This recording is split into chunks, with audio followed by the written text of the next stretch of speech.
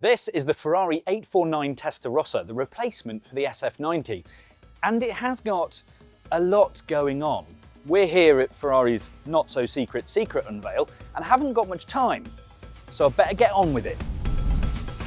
At launch we have this standard 849 Testarossa and then the 849 with the Assetto Fiorano package, plus the Spider. But what about the name? Well, 849 refers to 8 cylinders and 490 cc's per cylinder with one of the zeros knocked off, which doesn't make that much sense. But the Testarossa part comes from, back in the mid-50s, a Ferrari engineer that was working on the 500 TR got some spare red paint and painted the cam covers crackle coat red, hence Testarossa, or redhead. And then later in 1984 we got the side strakes and Miami Vice Testarossa, which became famous and became part of everyone's childhood. Well, this car is supposed to be forward looking like the 1984 Testarossa, but also have the most powerful engine in Ferrari's range like the original race car, hence 849 Testarossa. Does that explain it? It's an iconic nameplate and sounds a lot better than SF90 Facelift or SF90 Evo or whatever. But now it's being used for this, a second generation plug-in hybrid supercar with a twin-turbo V8 and 3 electric motors, putting out a total of 1036 brake horsepower or 1050 CV in Italian. So let's have a look at that new skin. What it has got is quite a lot of character. Now, I thought the SF90 was a little bit mid, but the new car has a lot of things going on. Now, this one is actually the optional Assetto Fiorano package, but I'll explain that later. First of all, it's got this big black mask, which is the same as a lot of Ferrari contemporary cars at the moment, which makes it look kind of aggressive, but it's got shades of F80. I'm seeing Daytona. It's got a very tiered front end, so there's 2 very definite steps, including these little flicks which push air around the front wheel arches. It's got a lot of air at the front, which all runs through the back of the car, and as you move down it, it's got a weird kind of F80 vibe. So a very wraparound kind of cab forward stance, and then these doors, which have very accentuated air channels which feed the intercoolers in here. Now, this car makes more power than the SF90, so if you make more power, you need more cooling. This black stripe, which is present on all of the cars, is a kind of a corset, a kind of waist. It's an easy fix visually, but it makes it look kind of pinched and a little bit more Coke bottle-y, because these haunches are then almost pontoons. If you look at it from here, it's got this big fat shape that feeds into 2 spoilers. On the normal car, these are flat. The Assetto Corsa gets a double step. Essentially, they're static spoilers, and then there's an active element in the middle which pops up to give high downforce mode. And then at the back, you've got 2 central exhausts made of Inconel, and you can see down into the engine. Now, obviously, this always shocks me when I see these cars, but that engine is almost on the floor. It's a twin turbo, it's got 1050 CV, which is about 1036 brake horsepower, 4-wheel drive with 3 motors. This is quite the thing. And yes, it does have some very complex and interesting aerodynamics. Okay, so let's dig into this with the aid of animations. The 849 produces 25 kilograms more downforce than the SF90, 415 kilograms at 155 miles an hour, and cooling performance is increased by 15% via various radiators, 1 almost laid flat in the front and 2 big intercoolers in the back. So it's marginal gains, but good ones. And the back features the twin tails, with that central section being active when it needs to pop up into high downforce mode. And the rear underbody has a multi-level diffuser with a suspended lower bit and vertical fences to corral the wheel wake. More vortex generators at the back produce the same downforce as the SF90, but with a 10% reduction in drag. And yes, the Spider gets its own aero package to take into account the swirly rooflessness, because you wouldn't want to mess your hairdo up at 200 miles an hour. As for the inside, it is still quite snug, and this is the Assetto Fiorano package, so it's a little bit more stripped back than the normal car. But it is actually very, very comfortable. And joy of joys, there is a proper engine start button and proper switches and buttons on the steering wheel, so they're not haptics.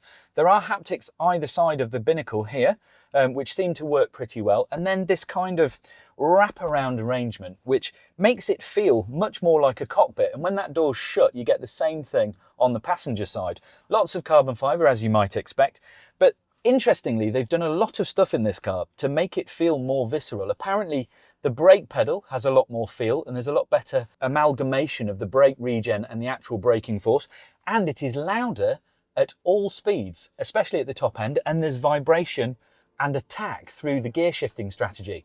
So this thing apparently is more visceral than ever before. In fact, there is a bit more space than before thanks to slimmer door bottoms and adjacent bits, plus a slightly bigger glove box. And the so-called sails that frame the driving position and passenger feel nicely snug. And there's the F80 inspired gate that kind of floats on the wheel side. All in all, it's racy but usable. A cockpit that feels more edited than before, a bit more elegant. So one of the criticisms of the old SF90 was that it wasn't massively practical for touring. So is this one much more practical? No. Ah yes, the drivetrain. Good news, it's got more power, but it is essentially the same setup as the SF90. So there's a 4-litre twin-turbo V8 with bigger turbos and 3 electric motors. One that goes at the back to drive the rear wheels and 2 at the front to give 4-wheel drive and torque vectoring capabilities. Not that the SF90 really needed more power, but here we are. With a combined output of 986 brake horsepower and 590 pounds-feet of torque just from the engine, the SF90 wasn't weak. But the 849 ups the ante. It does have 1050 CV or 1036 brake horsepower, which is about 50 more than the old car. How's it done it? Lots of small tweaks and bigger turbos in essence. So it's got a new cylinder head to go with the bigger blowers, low friction bearings from the F80, a different block, intake plenums, valve train and fuel rail. Oh, and titanium fastenings and bits nicked from the 296 GT3 to make sure it actually doesn't weigh any more than an SF90. And all that extra cooling performance from the aerodynamic tweaks means that it can actually make use of it all. That all drives through an 8-speed F1-ish paddle shift that changes faster and with a bit more vim than ever before. And all of that does mean it's quite fast. Easily over 200 miles an hour, though Ferrari says it's more than 205. 0 to 62 miles an hour in 2.25 seconds, 0 to 124 in 6.3. And yes, you can still drive it around on pure EV mode, giving about 25 kilometers of pure EV range because it's a plug-in hybrid. So it just uses the front motors in that mode, which means it's a front-wheel drive Ferrari supercar. But how does it handle more than 1,000 brake horsepower without being completely undrivable? Well, that's down to complex electronics. Deep breath. This thing has side slip control version 9, advanced traction control to go with the EDIF, SCM, FDE 2.0, EPS, ABS Evo and 5. Now 5 is the really interesting bit because it's an estimation system that can model dynamic behaviour in real time. But all this electronic help is probably the only way you can manage more than 1,000 brake horsepower in a road car that's still even vaguely drivable day to day. As with the last car, over about 130 miles an hour it becomes rear-wheel drive only. It's also got an entirely new braking system versus the SF90, massive carbon ceramics that have their own rather nifty aero to make sure that they stay at the correct operating temperature. And there's a dedicated intake integrated into the car's flank for cooling the rear brakes. It's the biggest brake setup this side of an F80, so it should stop. If you want the fastest version, then you'll need the Assetto Fiorano just like the SF90, something you have to spec from build rather than options package.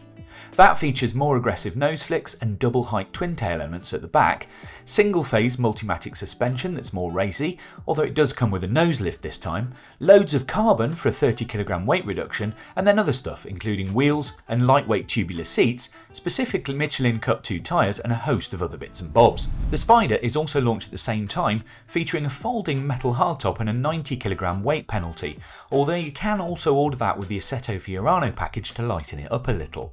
Cost? You're looking at €460,000 for the coupe, a flat €500,000 for the Spider, and the Assetto Fiorano package costs €52,500 for both. So that will be just under 400 grand in the UK, or 433 for the Spider, with the Assetto Fiorano costing roughly 45.5 grand. Back when it was launched in 2019, the SF90 was a bit of a game changer. It had 3 electric motors and a ferocious V8 to give it absolutely stratospheric performance.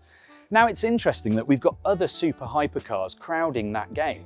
So we've got the Lamborghini Revuelto, which has a V12 and 3 electric motors, the Aston Martin Valhalla that's coming, which has very similar specs to the Testarossa, so a 4-litre V8, 3 electric motors, similar outputs. So is this refresh enough to put the Testarossa back leading the pack? Well, let me know in the comments. And also let me know what you think the definition of a supercar versus a hypercar really is.